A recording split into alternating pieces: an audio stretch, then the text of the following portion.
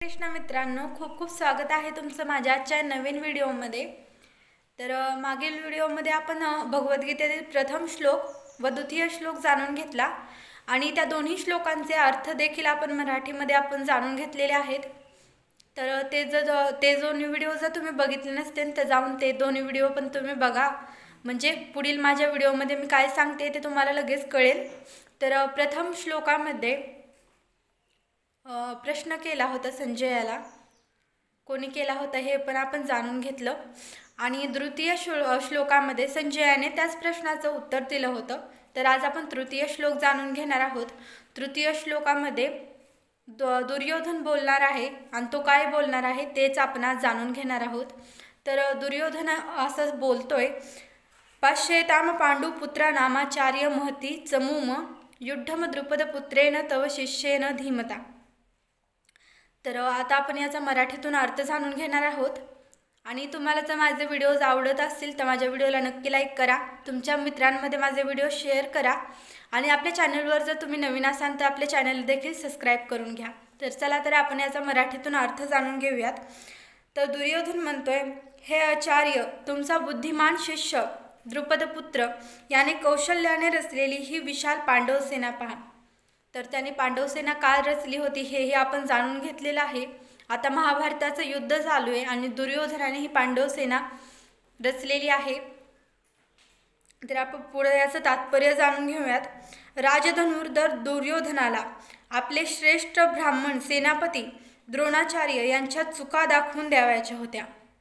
तर हे सगळं कोण बोलतोय तर द्रोणाचार्य बोलतोय आणि द्रोणाचार्याला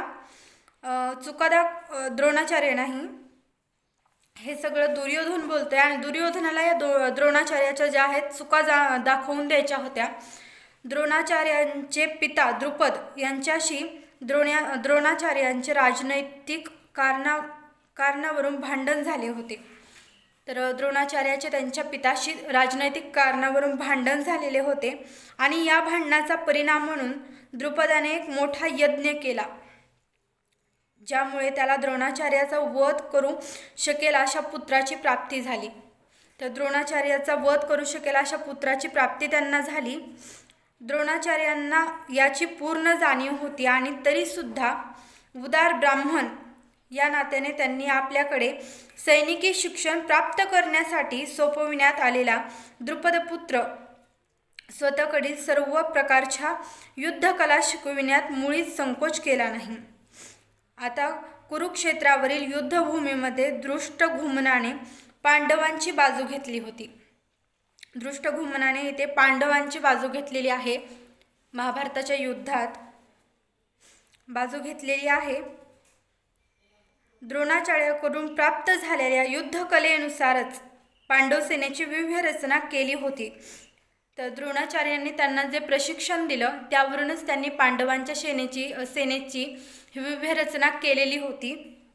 द्रोणाचार्यांनी युद्ध करतेवेळी कोणत्याही प्रकारची तडजोड न करता दक्ष राहावे म्हणून दुर्योधनाने त्यांची ही चूक त्यांच्या लक्षात आणून दिली।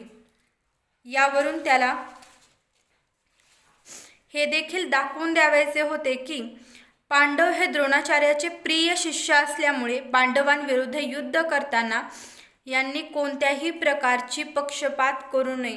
आणि तुम्हाला जर या प्रश्नांचे अर्थ जर जाणून घ्यायचे असतील, कारण हे प्रश्न खूप शुद्ध मराठीमध्ये आहेत, पक्षपात वगैरे, तर या शब्दांचे जर तुम्हाला अर्थ जाणून घ्यावायचे असतील तर तुम्ही मला कमेंटमध्ये या प्रश्नांचे अर्थ विचारू शकतात, त्या शब्दांचे अर्थ देखील मी तुम्हाला सांगेन।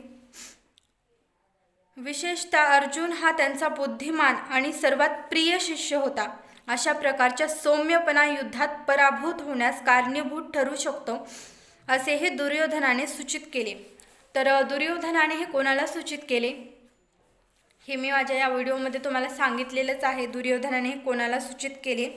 तर दुर्योधनाने हे द्रोणाचार्यांना सूचित केले की तुमचा पांडवांशी खूप चांगला संबंध आहे, पण तुम्ही येथे पक्षपात करू नका, यात जास्त लक्ष देऊ नका, तुम्ही त्या पक्षाची बाजू घेऊन बोलू नका, कारण हे युद्ध चालू आहे आणि हे युद्ध खूप मोठ्या प्रमाणात चालू आहे, त्यामुळे तुमच्या बोलण्याने काही अडथळा येऊ शकतो। म्हणून दुर्योधन आचार्यांकडे म्हणजेच द्रोणाचार्यांकडे गेला होता आणि दुर्योधनाने अशी सूचना दिली त्यांना की तुम्ही पक्षपात करू नका, कारण तुमच्या या थोड्याशा चुकीमुळे खूप बदल येऊ शकतात आमच्या या युद्धात आणि आमचं युद्ध आणखीन काही त्यात बदल होऊ शकतात आमच्या युद्धात. म्हणूनच दुर्योधन आचार्यांकडे म्हणजेच द्रोणाचार्यांकडे गेला आणि त्यांना त्यांच्या चुका दाखवून दिल्या आणि तुम्ही चुका सुधारा, असं करू नका हे त्यांनी सांगितलं. तर तुम्हाला माझा आजचा व्हिडिओ आवडला असेल तर माझ्या व्हिडिओला नक्की लाईक करा आणि चॅनलला देखील सबस्क्राईब करा. भेटूयात माझ्या पुढील येणाऱ्या व्हिडिओमध्ये.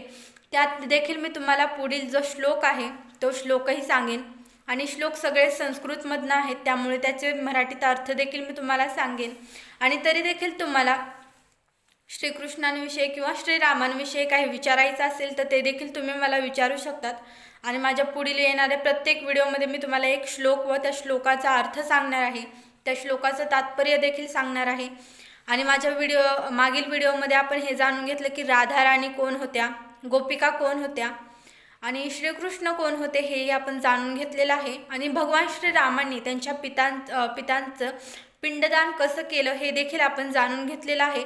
तर पुढील व्हिडिओमध्ये जर तुम्हाला माझ्याकडनं आणखीन काही माहिती हवी असेल, म्हणजे नवीन माहिती, काही अपडेट्स हव्या असतील किंवा काही तुम्हाला मला प्रश्न विचारायचे असतील तर तुम्ही ते देखील विचारू शकता आणि विचारण्यात अजिबात संकोच करू नका. तुम्ही विचारलेल्या प्रत्येक प्रश्नावर मी माझा एक व्हिडिओ नक्की अपलोड करेन. भेटूयात माझ्या नवीन व्हिडिओमध्ये. तोपर्यंत जय श्रीराम, जय श्रीकृष्ण.